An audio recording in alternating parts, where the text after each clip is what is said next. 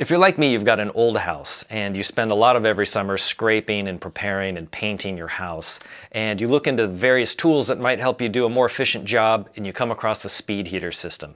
They've got the original Speedheater and the Speedheater Cobra.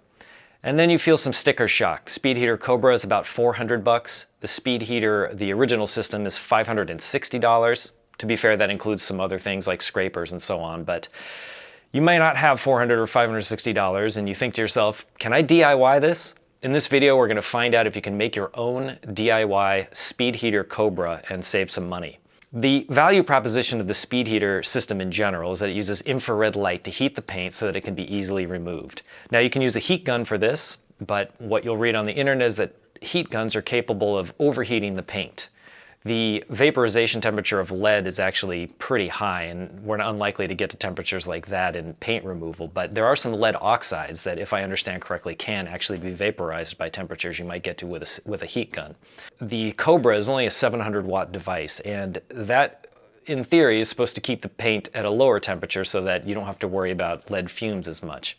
The other point of the IR system is that it doesn't heat the wood up too much. Now, wood is basically opaque to infrared light that the Speedheater system uses. But the Speedheater system uses far infrared light that doesn't penetrate wood really at all. Near infrared light apparently does penetrate wood a little bit. I've read something on the order of a millimeter. And so it might heat up wood a little bit more. I looked at the Speedheater and I thought to myself, infrared light is basically what's emitted by light bulbs, standard incandescent light bulbs. You might have heard the old quip that a light bulb is essentially a very efficient heater that happens to emit some visible light as a pleasant side effect. So I thought, what if you use halogen bulbs? You can get halogen bulbs pretty cheaply, and they emit mostly infrared light. Here's the spectrum of a halogen bulb emission. It's near infrared light, which means it's going to be absorbed a little bit by the wood. I'm going to find out in testing if that's actually going to be an issue or not. So I'm going to get 4 of these halogen bulbs. I'm going to jerry-rig a little homemade contraption to hold them with a light switch, and I'm going to see how it compares to a real Speedheater. In a lot of videos like this, you'll see a warning that says, you trying this at your own risk. In this video, I'm actually going to say, don't even try it. At least don't try to make the device I'm making. You're going to see a lot of things wrong with it from a safety perspective. It would never pass any sort of certification. I'm just sort of putting together a quick prototype to see if this idea is even plausible.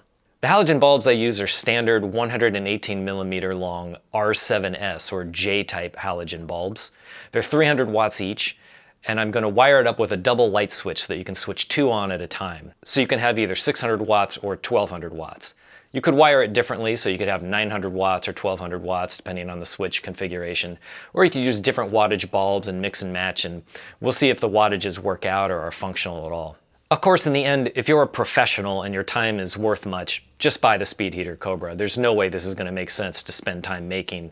But if you don't have the $400, or you're like me and you're sort of a home gamer that just needs a tool to make your life a little bit easier, maybe this would be a good way to go. Let's find out. Here's the construction time lapse.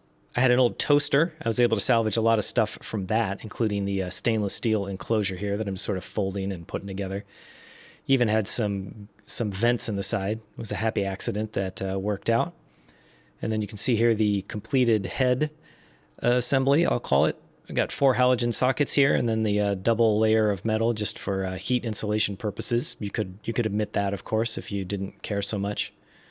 And then just putting the rest of it together using the tray from the toaster as a kind of a grill, just an ordinary light switch and a wooden dowel for a handle. It all wired up pretty easily. Here's the wattage comparison, 600 watts and 1200 watts for the DIY, depending on how the switches are, and then the expected 700 for the Cobra. Okay, I got it done. Took maybe about 6 hours, but this is it. This monstrosity here. Underneath the bulbs, there's kind of a curved piece that also helps deflect some of the heat and sort of hopefully focus the light on the way out. And then this is part of the toaster's, what you call that, tray grid thing, and I just sort of cut it to size. You pull a couple of these off, and then that sort of hinges up so you can replace the bulbs. Got the 4 halogen bulbs there in place. A couple long screws on the back that just let you set it on the back because it'll get quite hot in time, of course. And then just a bunch of hinky wiring. It's all grounded, but still, little janky. So it was all used parts, except for the bulbs and the sockets. That cost me about $67. I also had to buy this cable clamp. I couldn't believe I couldn't find a cable clamp, but all the rest of it was just stuff either that I had or collected at some point from like the used building supply store in town. So let's fire it up a little bit. There we go. That's 2 of them. Here's all 4 of them. It gets hot real fast. Weighs 3 pounds, 9 ounces. And you know, I designed it with the switch over here so that there'd be a little bit of a balance in the middle. You can hold it like that, but that would definitely get fatiguing pretty soon. And I don't know what else to say. It's got the wing nut here on the back. You can sort of adjust it. You could mount this all kinds of different ways. And we'll see how it works. It's gonna take some experimentation to see if this is actually an effective way to remove paint. However, I wanted to actually compare it to the real thing, and unfortunately, you can't find the Speedheater Cobra anywhere in town to rent, and I don't know anyone that has one. So I found one on eBay. Here it is. And I laughed out loud when I pulled it out of the box because, believe it or not, I was trying to make this basically the same size as the Speedheater Cobra, and I had only looked at pictures. I didn't really get the measurements before I did it. I thought this was roughly how big they are, and no, they're a lot smaller than that. 1 pound, 12 ounces, so it's significantly lighter. And that's going to make a difference if you're working all day, especially up on a ladder on a house. It's got this handy swivel handle, and you can also set it on its back like that. It's well made, you know, solid.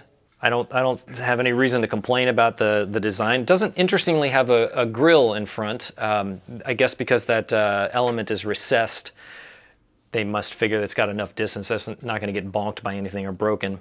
The one I got, you know, again, it's used. You can see there's a lot of sort of schmutz on it. Maybe you know, some cold paint dropped on there if you're in a painting context, or some other kind of fluid. Maybe they could crack, you know, I don't know. 700 watts, like I said. I think the one that I made was sort of accidentally more similar to the other Speedheater product. I'm not sure it has a particular name.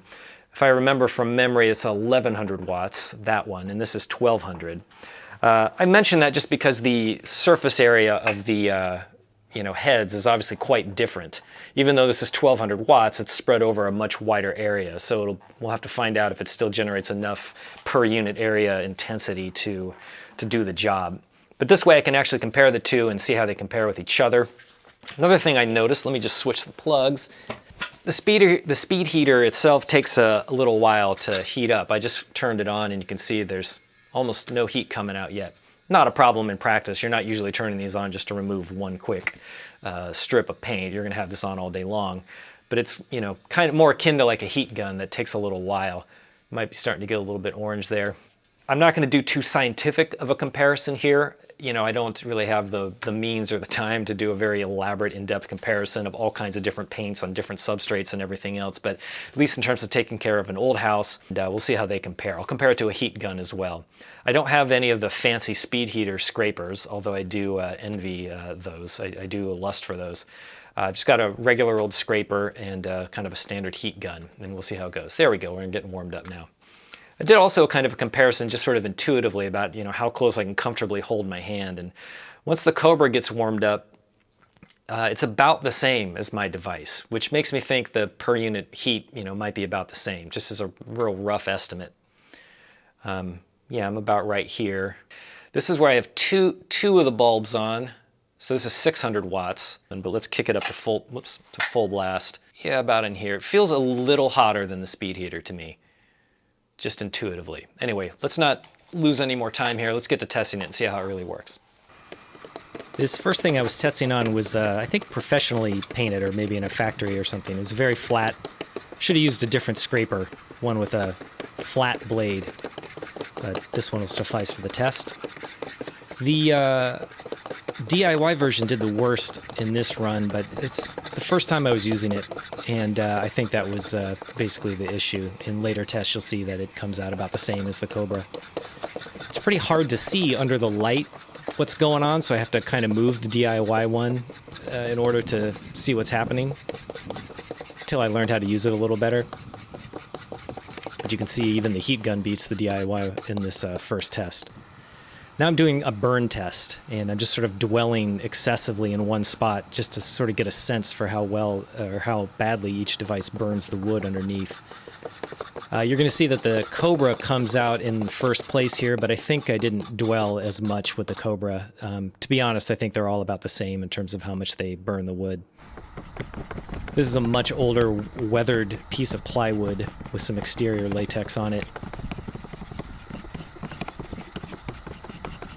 If you'd like to get a sense for how fast this is actually going, you can just put the video into half speed, because these videos are all double time. Starting to get the feel for the DIY one at this point.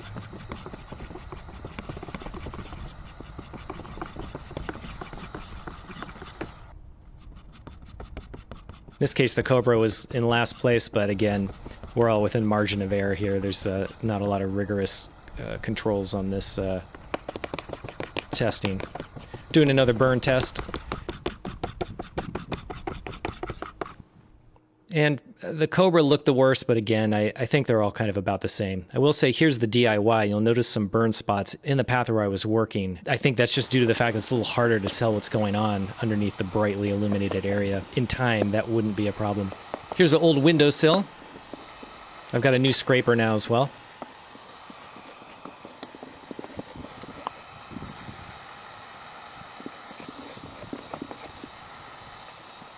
It may look weird because of the angles, but I was actually scraping about the same distance of paint off in each case.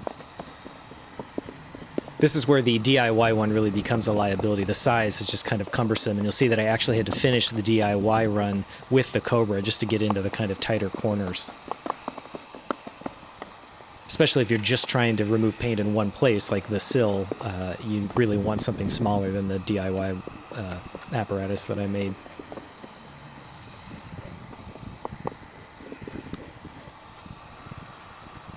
Kind of nice that the infrared heaters don't blow the chips around too. The heat gun does kind of blow the dust and the chips to some degree.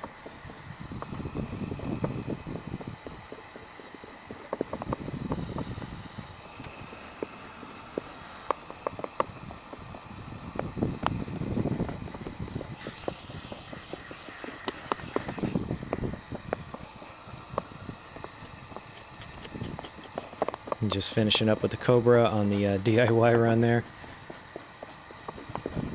The infrared ones, both infrared heaters won that race, but again, not by a tremendous margin.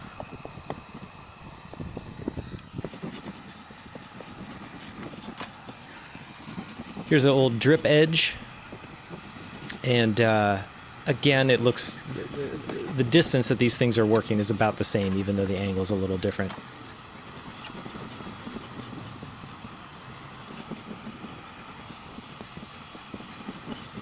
All three of these led to some bubbling on the siding, which wasn't the intended scraping area, and it's just kind of unavoidable, regardless of which method you use. The DIY won this race, but again, I think we're within the margin of error, and the heat gun kind of bringing up the rear. You can see that bubbling on the siding. All three of the devices did that to some degree. Okay, I've been using the heat gun, the Cobra, and my DIY heater for a little while now, working on my house, and here's the verdict. First of all, both the Speedheater and the DIY heater are better than the heat gun. Not by a mile, though. They are better, they go a little faster. I was a little disappointed that it doesn't quite look like all the videos you see on YouTube in terms of efficiency. Maybe I just got unlucky in terms of the kind of paint that I have on my house or the kind of substrate that I'm dealing with. I wish I had that kind of paint that just sort of bubbles and falls off the wood like you see in the videos, but for me it still takes a fair amount of work and the scraping and everything. The main headline is that my DIY heater is way too big. It's way too heavy, it's cumbersome, and it's just kind of impractical to use on most of the things I need to do on my house. I'm not doing a lot of fine detail work, just working on the siding, a little drip edge, a little corner trim, that kind of thing, but yeah, it's too big. And the Speedheater is a much lighter, much more usable size. The heat gun, of course, is also pretty small. It's not the end of the world if you have to use a heat gun, I would say. But the bottom line is that in the work that I've been doing on the house, I always was going for the Cobra. I was always preferring that over my DIY or the heat gun. So that says something, I think. The fundamental value proposition of the Cobra, of course, is that it's more gentle on the underlying wood, it's more effective at removing the paint, and that it's safer in terms of lead and starting fires and all that. I'm not honestly sure that I buy all those arguments. It seems like the heat gun is perfectly serviceable as long as you're smart when you use it and you don't overheat things. Maybe there's some technical nuance that I'm not understanding about that, but it feels pretty comparable in terms of damage to the house or fumes and all that kind of thing. Again, not an expert, but that's just my impression about it. Although the DIY version is too large and heavy, it could be made lighter. First of all, the switch could have been a much smaller affair, and I was always using the highest wattage anyway. I wasn't messing around with the lower wattage settings, so you could practically even do away with the switch entirely if you wanted to. You could use an aluminum shaft instead of wood, probably be lighter and so forth. But that is the main drawback of the DIY version. There is one bonus of the DIY version, which is that my double-walled construction there really did work. The Cobra does get quite hot, like it will burn you if you touch it after it's been on for even a short time. Whereas the DIY one, a lot more manageable. You wouldn't want to get in there and touch it excessively, but it definitely helps to keep the outside a little cooler. The heat gun makes some noise, and I'm not a person that likes ambient noise very much, but the truth is if you're working on an old house, you're probably dealing with the lead, so you've probably got a HEPA vacuum and that kind of stuff going anyway. It's probably not in practice that big of a deal, but I don't like listening to the fan of the heat gun all the time, and the Cobra is silent, which is great. So bottom line, would I do it again? Would I build the DIY version if I could go back in time? Actually, yeah, I think I might, and here's the main reason. There are 78 millimeter halogen bulbs you can get, and you could make a much smaller version that was about the same size as the Cobra with halogen bulbs. You'd have to kind of cram them in a little tighter, but I think it's actually pretty doable. And those smaller bulbs are actually significantly cheaper. You can get 5 of them, last time I looked, for $10 plus shipping, which means with the sockets, you're talking less than $40 for a DIY version of this tool. I think it could be done. The design I did and showed in this video, not usable, but I think a practical one could be created. I don't know anything about the longevity of halogen bulbs and how they compare to the Cobra. I don't know how the drop test would work comparing the DIY to the Cobra. Maybe the Cobra is more durable. Then again, I don't know if the Cobra element burns out or how much those cost to replace or if you can replace them. I don't know if the fact that you're running 4 halogen bulbs right next to each other is going to shorten their life in some way that I'm not foreseeing. At any rate, as a basic proof of the concept, I think it's doable. The one I made, I'm not going to be using. Might use it for something else. Might use it as a space heater, or maybe a theatrical lighting or something. But so I'll call this a qualified success. If you really don't have the money, I think you can DIY it. If you do have the money, you're probably just going to get the speed heater, and you wouldn't have watched this video in the first place. But those are my thoughts on it. If you have any questions, feel free to leave them in the comments. I hope something about that was useful. Thanks.